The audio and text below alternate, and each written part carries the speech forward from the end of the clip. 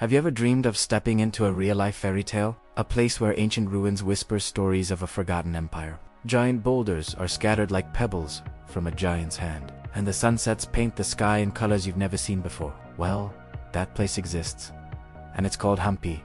Get ready, because I am about to take you on a virtual journey to one of India's most magical UNESCO World Heritage Sites.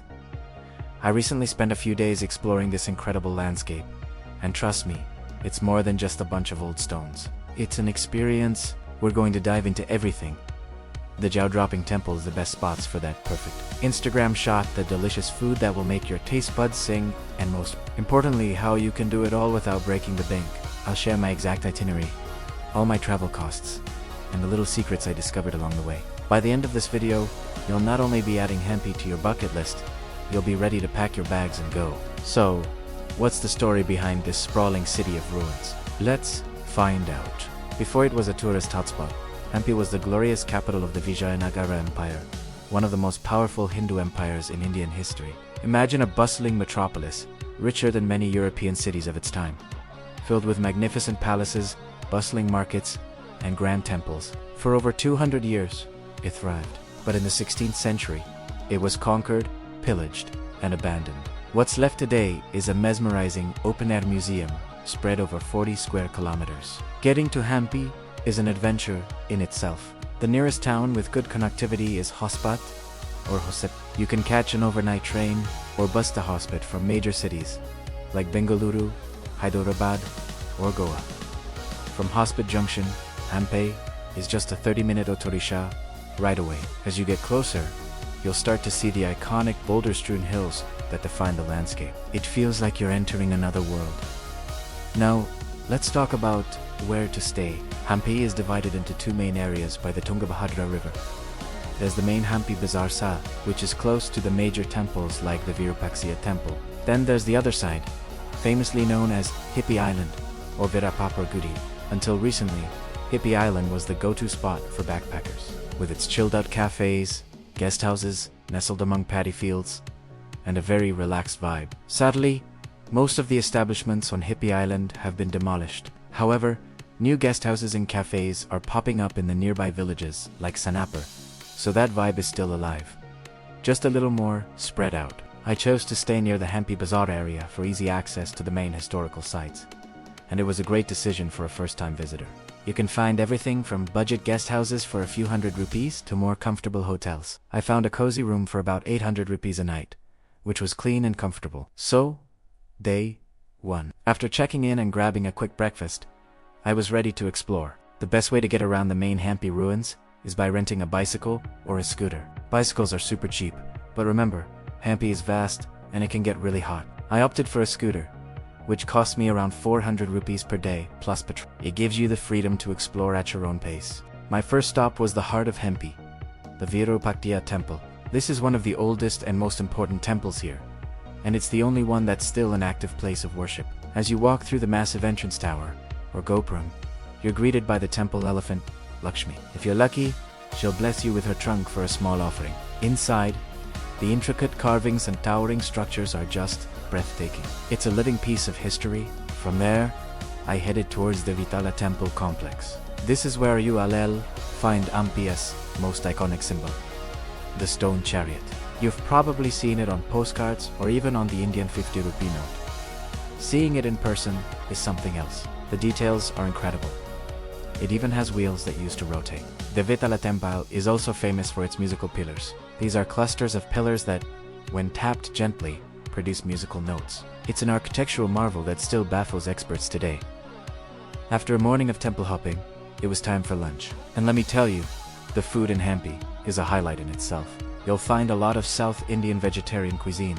I stopped at one of the many cafes near Hampi Bazaar. I highly recommend trying a traditional thali. You get a platter with rice, sambar, various vegetable curries, curd, and a sweet dish. It's delicious, filling, and incredibly affordable, usually under 200 rupees. And don't forget to hydrate with fresh coconut water straight from the source. In the afternoon, I explored the royal enclosure. This was the administrative heart of the Vijayanagara Empire. Here you'll find the ruins of palaces, audience halls, and the stunning step well known as the step tank. The geometric precision of this structure is just mind-blowing. Nearby is the Queen's Bath, a massive ornate bathing pool, and the Lotus Mahal, a beautiful example of Indo-Islamic architecture that was likely a recreational pavilion for the royal ladies. As the sun began to set, I made my way to Himakuta Hill. This is one of the best sunset spots in Hampi. It's a short, easy climb, and the view from the top is pure magic. You see the entire landscape bathed in a golden glow, with the towering gopuram of the Virupaksha Temple in the distance. Sitting on a warm boulder, watching the sky change colors over this ancient city, it's a moment of pure peace and wonder. Day 2 was all about exploring the other side of the river. To cross the Tungabhadra, you can take a small coracle boat, which is a round, basket-like boat made of reeds. It's a unique and fun experience in itself. Or, you can take a motorboat, which is quicker. On this side, the vibe is completely different. It's more rural, with lush, green paddy fields stretching out between the boulder hills. My main goal here was to climb Anjanadri Hill, believed to be the birthplace of the Hindu god Hanuman. It has a bit of a climb, around 575 steps to be exact, but the panoramic view from the top is absolutely worth every single step. You get a 360-degree view of the entire Hampi landscape. It's a fantastic spot for sunrise, so if you're an early bird, I highly recommend it. After the climb, I explored the area around Sanapa Lake. It's a serene, beautiful reservoir surrounded by, you guessed it, more giant boulders. Some people even go for a swim or try cliff jumping here, but be very careful and check with the locals about safety. It's a great place to just relax and soak in the natural beauty of Hampi.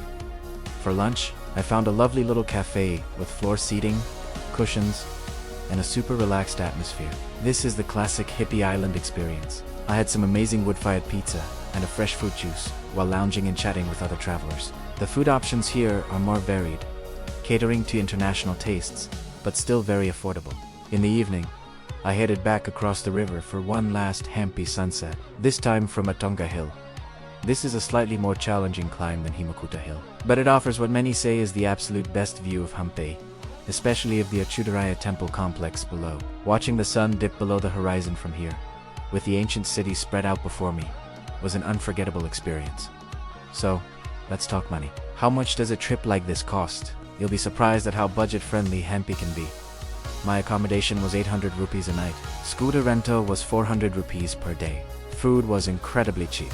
I spent an average of 500 to 600 rupees per day on delicious meals and snacks. The entrance fee to the main sites like the Vittala Temple is a single ticket that covers a few other monuments as well. So, for a 3-day trip, excluding travel to hospit, you can easily manage on a budget of around 5,000 to 7,000 rupees, or roughly 60 to 85 US dollars. Of course, you can spend more on fancier hotels or guides, but it's a fantastic destination for budget travelers. Hampi is more than just a destination. It's a feeling. It's the feeling of awe as you stand before a temple carved from a single rock. It's the joy of riding a scooter down a dusty path, with boulders on one side and banana plantations on the other. It's the sense of peace as you watch the sunset from a hilltop, feeling connected to centuries of history. It's a place that energizes your spirit and fills your camera with stunning photos. If you're looking for an adventure that combines history, nature, and a unique culture, Hampi is waiting for you. Thank you so much for joining me on this journey through Hampi. I hope this video has inspired you to visit this incredible place. If you have any questions, drop them in the comments below, and I'll do my best to answer them. Don't forget to like this video, subscribe to the channel for more travel adventures, and hit that notification bell so you don't miss the next one. Until next time, keep exploring.